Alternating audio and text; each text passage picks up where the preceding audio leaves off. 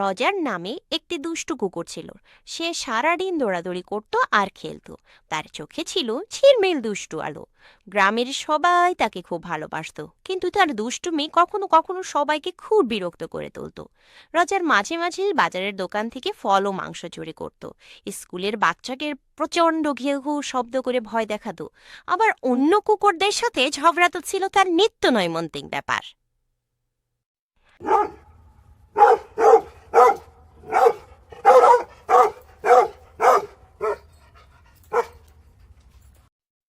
একদিন রজার চাষির ক্ষেতে ঢুকে লাফিয়ে লাফিয়ে সব টমেটো নষ্ট করে দিল। চাষির তো মাথায় হাত। পরের দিন রজারের বিরুদ্ধে সালিশ বসলো। সিদ্ধান্ত হলো রজারকে গ্রাম থেকে বের করে দেওয়ার। এর কথা শুনে রজারের খুব মন খারাপ হলো। সে বুঝলো তার দুষ্টুমির জন্য সবাই কষ্ট পাচ্ছে।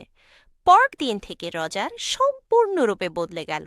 সে আর দুষ্টুমি করত না, বরং গ্রামের শিশুদের স্কুলে পৌঁছে দিত, বাজারের থলে টেনে নিয়ে সাহায্য করত বুড়ো কাকুকে, আর রাতে গোটা গ্রাম পাহারা।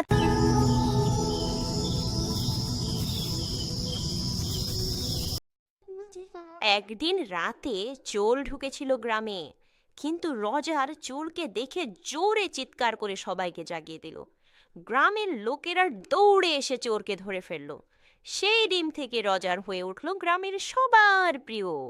সবাই তাকে রজার দাদা বলে ডাকা শুরু করলো।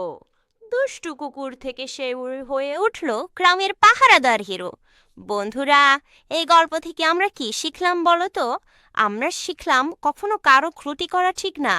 ভালো ব্যবহার আর সাহায্য করলে সবাই ভালোবাসে।